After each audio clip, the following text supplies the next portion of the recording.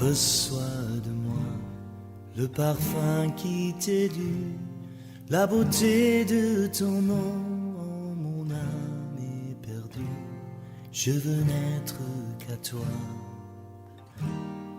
Jésus, je t'aime. Reçois du peu que je trouve à donner, tout l'amour que mes yeux n'ont pas su te montrer. Je veux n'être qu'à toi. Jésus, je t'aime. Rien n'est plus beau que ton nom. Rien n'est plus saint que le sang du pardon. Je veux n'être qu'à toi. Bonsoir à tous. C'est un plaisir pour moi et un privilège de pouvoir partager ce moment-là avec la jeunesse. C'est une grâce pour moi également. Pour me présenter, je pense que Ben a déjà dit l'essentiel, a déjà tout dit.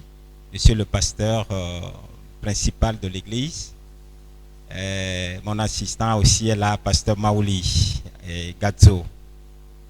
Et comme il a dit, je donne des cours de théologie pratique à l'ESBTAO, la faculté des baptistes, et aussi des cours d'interprétation de la Bible à l'ESTAO, de même que des cours d'une langue biblique, le grec, aussi bien à l'ESBTAO qu'à l'ESTAO.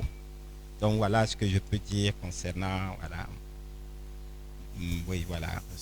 Ok, merci beaucoup, pasteur. Le mariage tardif, nous allons parler des causes, des conséquences, ainsi que comment s'y prendre. Donc, nous entrons en même temps dans le vif du sujet avec la sœur Mesa. Merci beaucoup, frère Ben. Je vous souhaite la bienvenue à tous.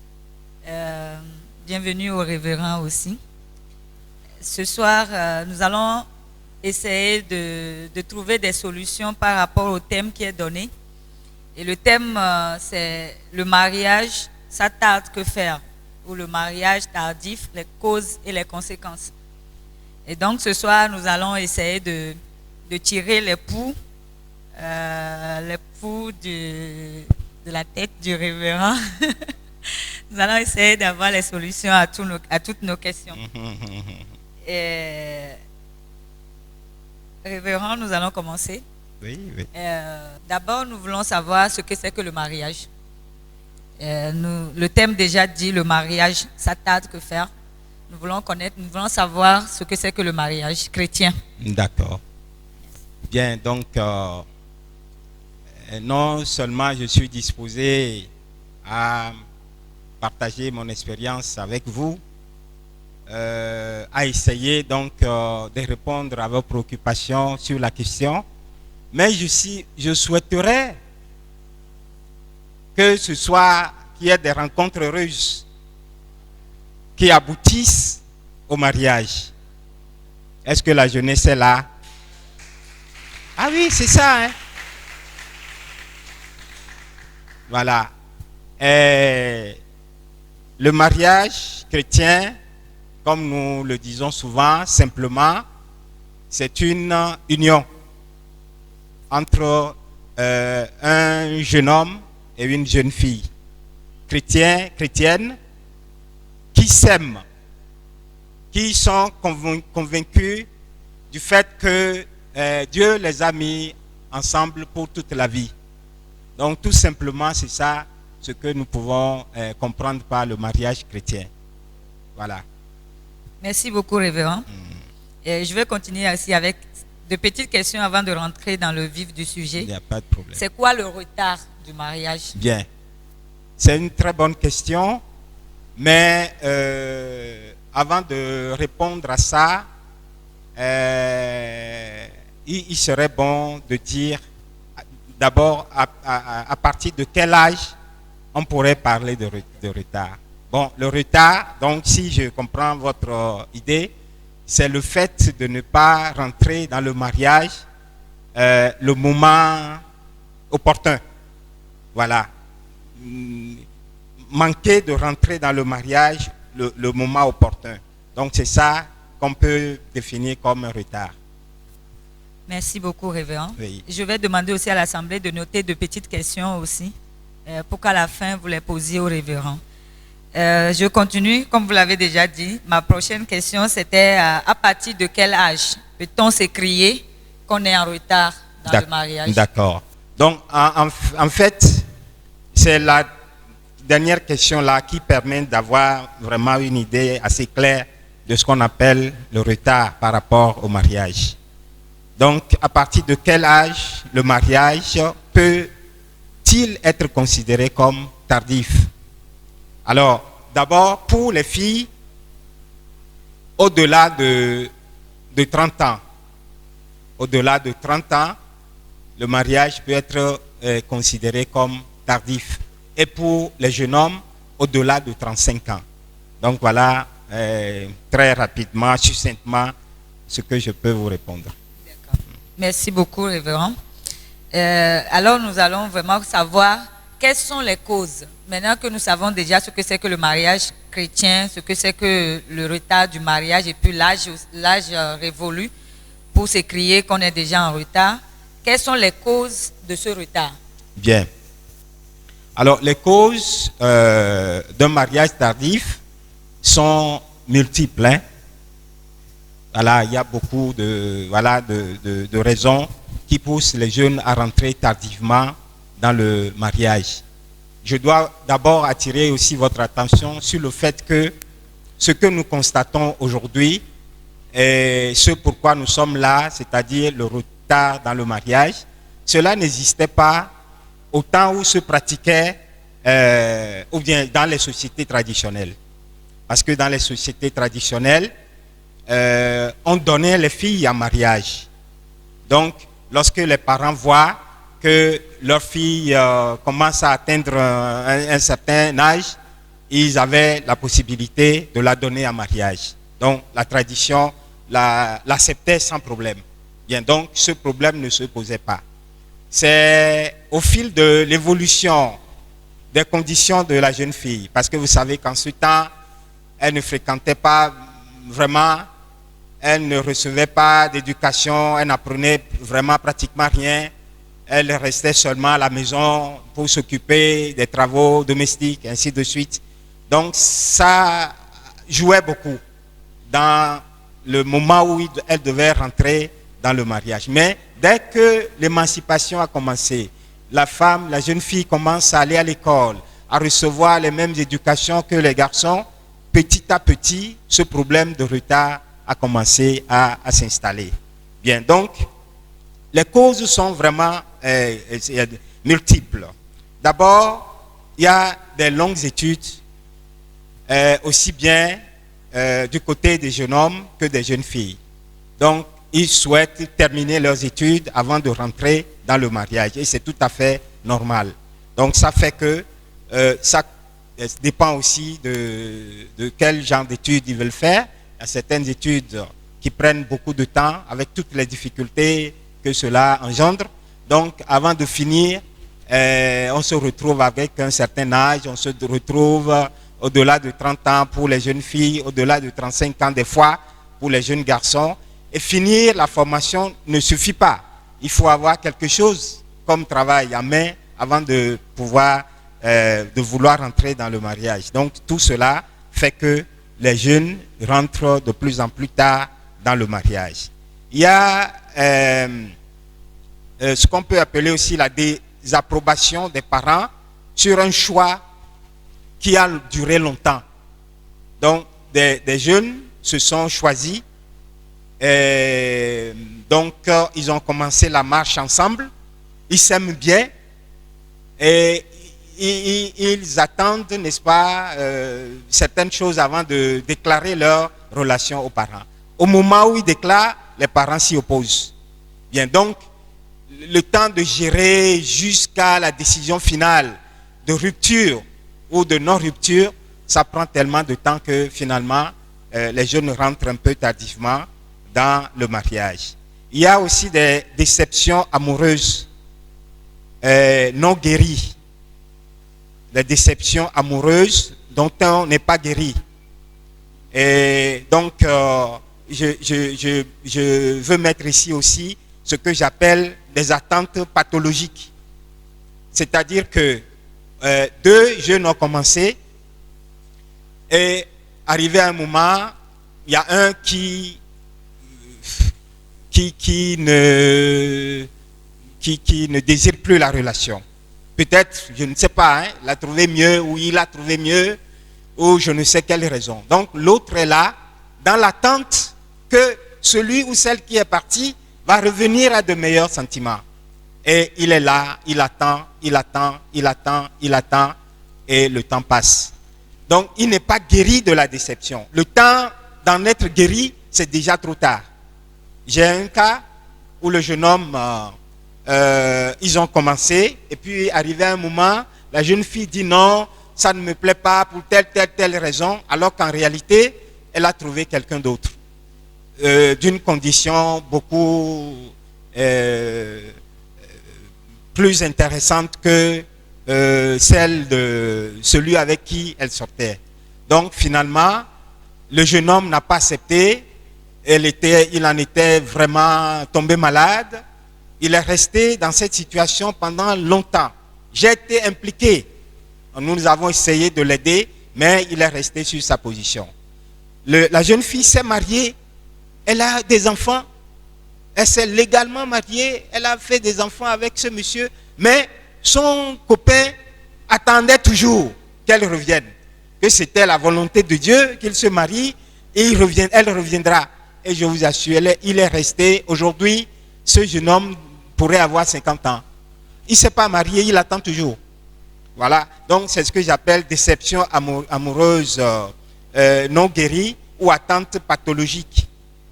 Il y a certains, ils ont commencé ici, le jeune homme ou la jeune fille est parti à l'étranger. Il attend, elle attend que les papiers, les conditions là-bas s'améliorent pour que on lui envoie les papiers pour rejoindre, alors, ou bien qu'il revienne et qu'il se marie. Il est là, ou elle est là, elle attend, l'autre ne revient pas. Finalement, on apprend qu'il s'est marié là-bas ou elle s'est mariée là-bas et celui qui est resté ici reste et après, c'est les années qui passent et il peut, s'il décide de se marier, il va rentrer dans cette relation tardivement. Il y a aussi des engagements précoces dans une relation amoureuse qui se soldent par une déception. Donc, le jeune est rentré trop tôt dans le mariage. Et donc, maintenant qu'il a eu une déception, il est comme, donc, il est affecté négativement. Et affaire d'homme ou affaire de fille là, ce n'est plus tellement sa chose. Et pour en guérir, des fois, ça prend du temps. Des fois, le retard est dû aux critères de choix trop élevés. Alors, on se donne des critères trop élevés. Et comme on n'arrive pas à en trouver, on est là, on attend. Les gens tournent autour, les jeunes tournent autour, des gens sérieux se présentent, mais comme tous les critères, toutes les cases ne sont pas cochées, on dit non, non, ce n'est pas lui, ce n'est pas elle, on attend, le temps passe. Il y a aussi des critères de choix non bibliques, des critères de choix orientés vers le matériel ou la beauté ou le rang social. Bien, donc ça là, on attend longtemps et puis bon, voilà, le temps passe. Il y a aussi le refoulement sans discernement. Quelqu'un vient vers toi et tu le refoules ou tu la refoules. J'ai eu même à travailler avec des jeunes qui ont été refoulés. Et c'est un peu du traumatisme, c'est un peu du traumatisme pour eux, quoi. Ils ne pouvaient pas en revenir. Il y en a qui sont vraiment traumatisés parce que le langage de refoulement n'était pas tendre. Des fois, c'est injurieux. et vraiment c'est comme une plaie que la personne traîne, n'est-ce pas, dans sa vie. Donc, ces refoulements aussi, sans discernement. Et celui ou celle qui a refoulé, maintenant, ne trouve plus. Et il est là, il attend, le temps passe, et la personne refoulée aussi, si c'est un traumatisme qui s'en est sorti, lui aussi a peur de s'engager. Donc tout ça là fait que le temps passe, le temps passe. Il y a le chômage des jeunes et manque de moyens. La peur de s'engager chez d'autres. La peur des responsabilités, de prendre des responsabilités ou la peur d'échouer.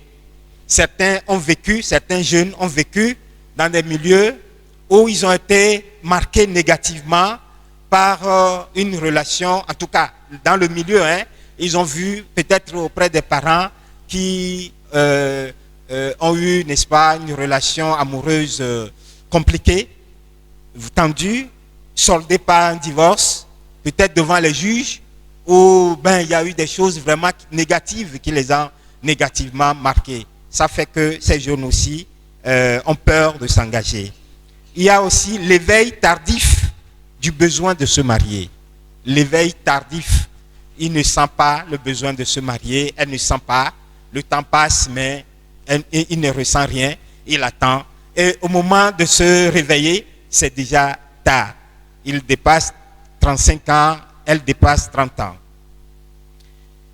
Il y a aussi le blocage spirituel.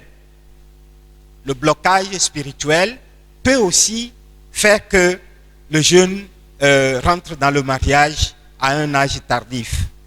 Qu'est-ce que j'appelle blocage spirituel? Il y en a, que ce soit les jeunes hommes ou les jeunes filles, qui ont des esprits qui sont dérangés par des esprits des eaux. C'est des gens qui ont des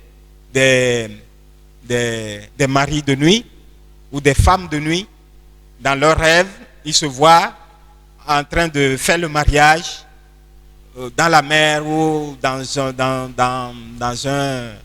une rivière quelque part, ou bien ils reçoivent quelqu'un comme leur mari qui vient les visiter, leur parler la nuit. Bon, ces signes-là ne sont pas de bons signes. Si un jeune vit régulièrement ces choses-là, il doit le partager, les dénoncer pour qu'on puisse les aider. Il y a aussi des esprits de famille. Il y a certaines familles, ils ne se marient pas. Ces jeunes-là, quand ils observent dans leur famille, ce qu'on appelle mariage là, ça n'existe pas. C'est un enfant par-ci, un enfant par-là. On s'en va faire un enfant, on revient, on retourne à la maison. Et que ce soit du côté de l'homme ou du côté de la femme. Et quand ces cas-là sont récurrents dans une famille, c'est qu'il y a quelque part un esprit qui ne favorise pas l'engagement dans le mariage à temps. Il y a aussi des blocages psychologiques. Des gens qui ont été victimes de viols dans leur jeunesse, que ce soit les jeunes filles ou les jeunes garçons. Ou bien, comme je l'ai déjà dit, témoins d'un mariage chaotique. Il y a aussi ceux qui entretiennent pendant trop longtemps une relation non autorisée pour des raisons d'intérêt. Bien donc, elle n'est pas mariée, mais elle sort avec un homme marié qui pourvoit à ses besoins. Et elle reste longtemps dans cette relation. Ou bien c'est un jeune homme qui est dans une relation amoureuse avec une femme qui pourrait être sa maman, parce que c'est cette femme qui le prend en charge, qui s'occupe de ses études, ainsi de suite, ainsi de suite. Donc ces choses aussi font que ces genres de personnes n'ont pas une idée juste de ce qu'on appelle le mariage. Donc entretenir pendant trop longtemps une relation non autorisée pour des raisons d'intérêt. Il y a aussi ceux qui exercent un métier qui ne leur permet pas d'être en contact avec les gens. Ils ont fini leur étude, surtout du côté des jeunes filles. Elles ont fini, elles ont trouvé un travail de bureau, mais vraiment isolé.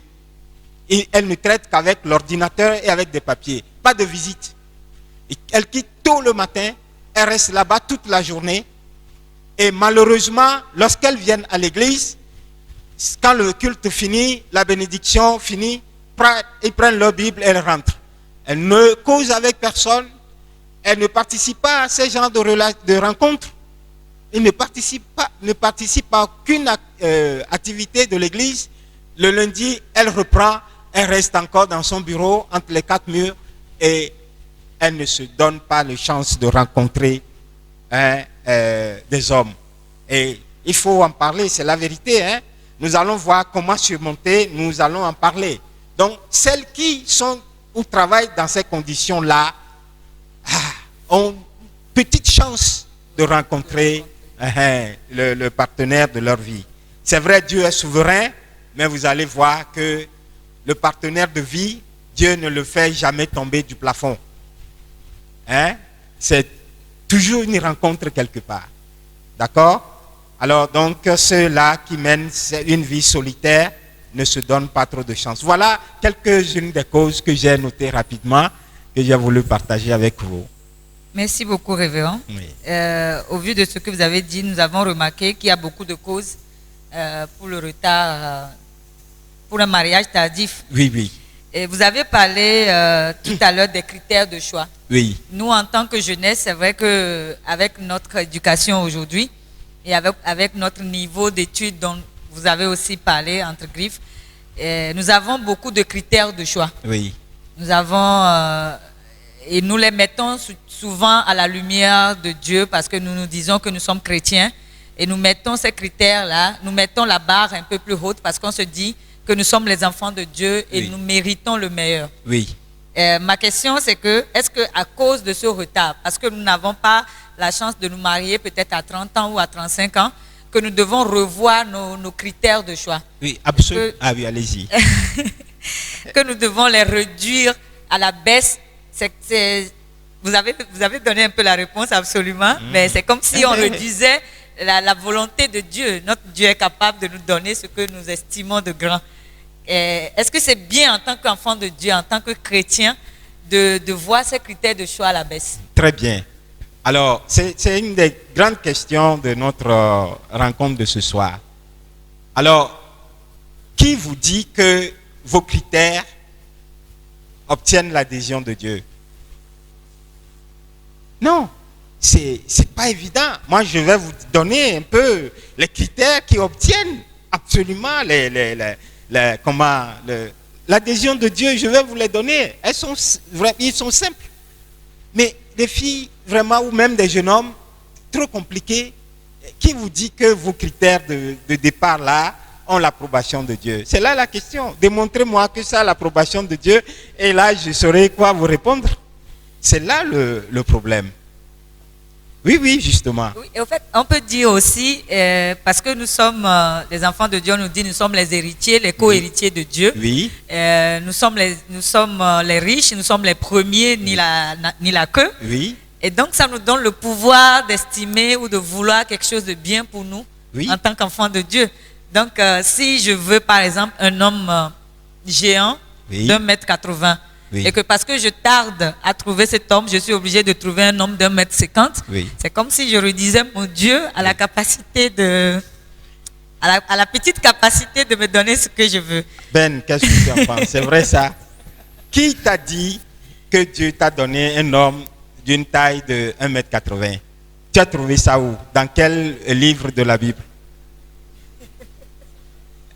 Hein? Saül était géant. Donc, toutes les jeunes filles chrétiennes veulent avoir un géant de la taille de Saül. C'est ça? Où est-ce qu'on vous a dit ça? Non, ce n'est pas ça. Celui qui a 1,80 m, 1,50 m de taille, n'est-il pas enfant de Dieu? C'est ça. C'est dit que les critères de choix sont mal posés. C'est ça. C'est une des raisons, sinon la principale, qui fait que les jeunes filles, surtout, rentrent tardivement dans le mariage. Et quand moi je rencontre ces cas, je leur dis, attention, celui-là, finalement, après 30 ans, vous acceptez rentrer en mariage avec quelqu'un, ne le considérez pas comme une solution de remplacement. Non, c'est la volonté de Dieu même ça pour toi. Est-ce que vous suivez? Donc c'est là la difficulté aujourd'hui. Bon, moi, si vous permettez, bon, je n'approuve pas cette démarche. Ce n'est pas interdit de dire, Seigneur, j'aurais bien aimé avoir un homme d'une telle taille, d'une telle forme, d'une telle éducation, ainsi de suite, ainsi de suite. C'est tout à fait autorisé, c'est permis. Mais qu'est-ce que nous devrons dire à la fin? Seigneur, tu es souverain, je sais que tu ne peux pas me donner quelque chose qui va me brûler les doigts. Voilà ce que j'aurais aimé avoir, mais je me soumets à ta volonté. Celui que tu me donneras, je l'accepterai. Si j'entends un critère comme ça, je vais dire Amen. Voilà une enfant de Dieu qui sait comment Dieu fait les choses. Oui, c'est ça. Qui se situe dans la perspective de Dieu. Ce n'est pas seulement ce qu'il veut dans son coin, mais il voit le tableau général de comment Dieu, la souveraineté de Dieu, qui va au-delà de ce que nous désirons. Peut-être tu vas prendre cet homme de 1,80 m, mais demain, il va te piler comme du foufou. Tu seras malheureuse. Voyez? Donc, je crois qu'il est autorisé de dire ce qu'on veut à Dieu, mais tout en le soumettant à la volonté de Dieu. Et être prêt réellement à faire cette volonté-là, si c'est ça que Dieu développe devant nous. D'accord? Bon, ça va un peu. Merci On beaucoup, parlera Révérend. des critères plus tard. Oui, c'est ça. Merci beaucoup. C'est vrai que ça fait partie des premiers sujets de la jeunesse. Lorsque le retard hier, on est toujours concentré sur les critères. Est-ce qu'il faut les réduire ou pas? Merci pour la réponse que vous avez donnée. Ce serait bien aussi, dans une autre étude, que vous nous aidiez, la jeunesse, à connaître la volonté de Dieu. D'accord. Parce que c'est le problème qui se pose lorsqu'on est dans les critères de choix, on n'arrive pas à entendre la voix de Dieu sur ce qu'il veut de nous. Et nous nous soumettons plutôt à notre conscience et à notre vouloir, à notre désir. Donc, ça serait bien que vous nous montriez des pas à suivre la prochaine fois s'il y a une autre étude. D'accord. Par rapport à ça. Merci. Donc, en conclusion, sur cette question, il n'est pas exclu, il n'est pas interdit, ce n'est pas un péché de poser ces critères. Mais il faut les soumettre à la volonté de Dieu. Est-ce que, Seigneur, voilà ce que j'aurais aimé avoir.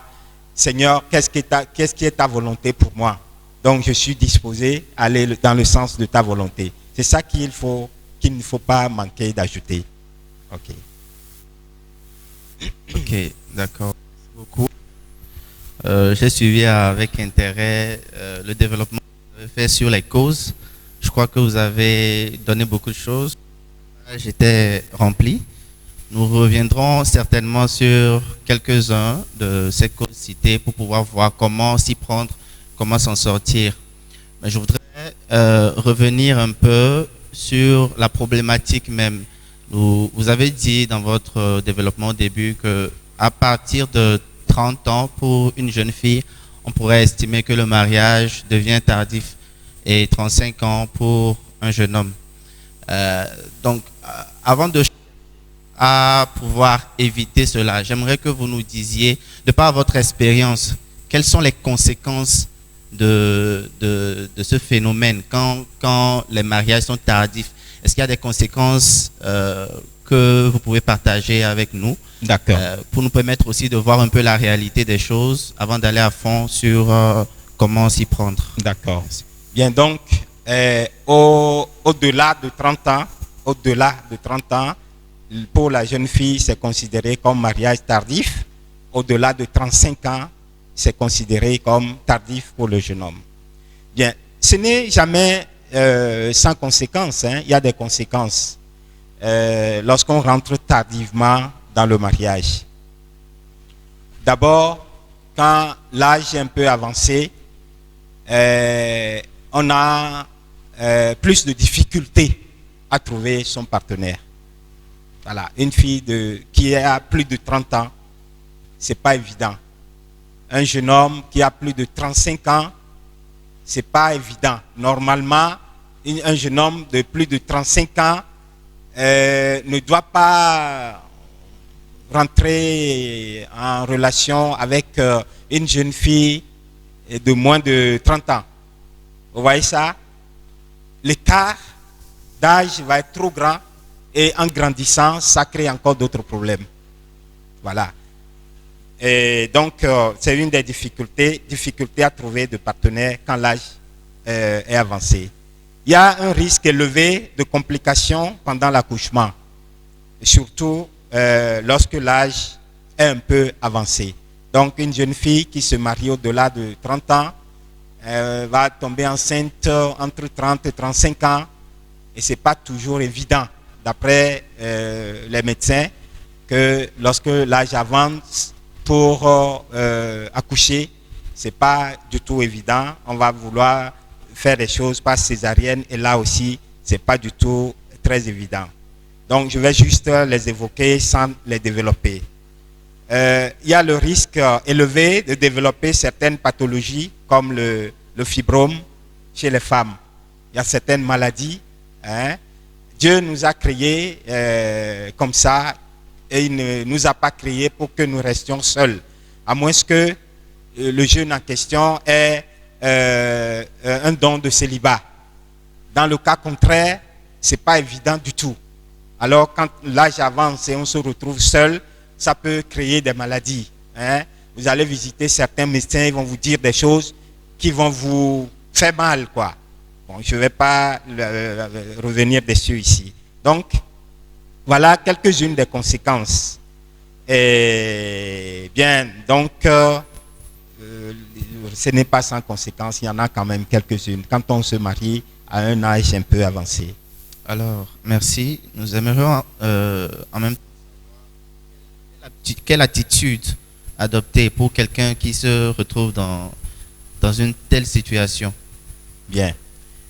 Bien, je voudrais dire que on peut s'en sortir. On peut s'en sortir si on descend au niveau des critères de Dieu, des critères de choix de Dieu. Voilà. Donc, obligatoirement, on doit réduire nos critères de choix et les mettre au niveau de la volonté de Dieu. Alors, critères de choix pour les enfants de Dieu que nous sommes, jeunes filles, jeunes hommes. Quels devraient être les principaux critères? Bon, je crois que d'abord, vous-même, en tant qu'enfant de Dieu, vous devez rechercher quelqu'un qui aime Dieu aussi, qui aime Jésus, qui craint le Seigneur. Ça, c'est primordial. Donc, quelqu'un qui est en Christ. Ensuite, quelqu'un qui aime le Seigneur. Quelqu'un qui aime le Seigneur. Et troisième élément, quelqu'un vraiment qui vous aime. Vous devez avoir la conviction. Vous savez, l'amour, c'est pas comme on dit, on se rencontre et puis je t'aime, c'est faux. On vient de se rencontrer, tu ne peux pas dire que tu m'aimes.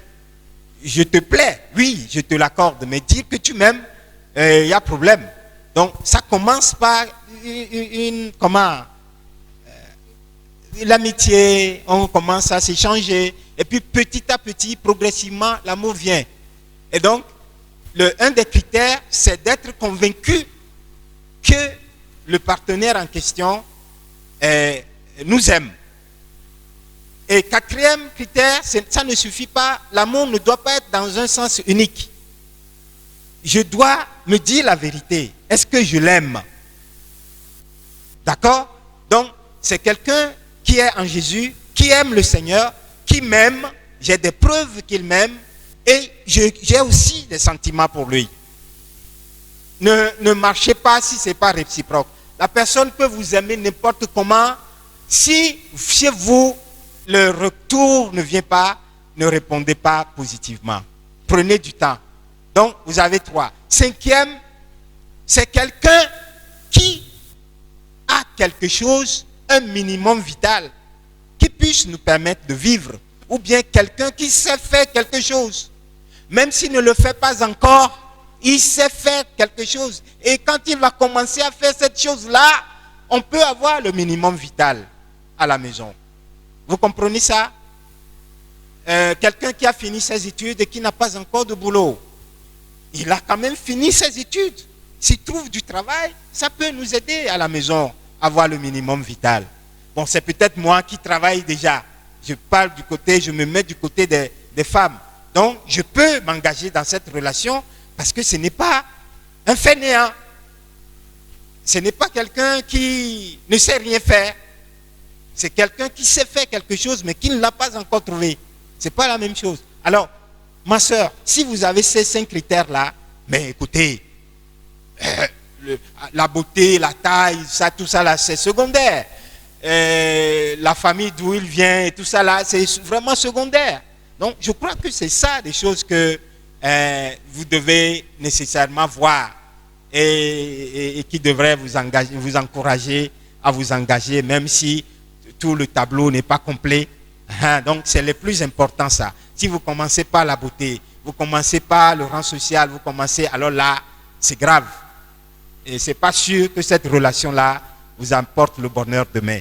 Mais si vous avez les choses dont je viens de parler, l'amour pour le Seigneur, l'amour pour vous, vous avez l'amour pour la personne sait faire quelque chose ou a quelque chose, un minimum vital. Mais déjà, je crois que les bases sont déjà, l'essentiel est déjà là pour un engagement qui va conduire au bonheur. Voilà ce que je peux dire. Ok, merci. Jésus, je t'aime. Reçois du peu que je trouve à donner, tout l'amour que mes yeux n'ont pas su te montrer. Je veux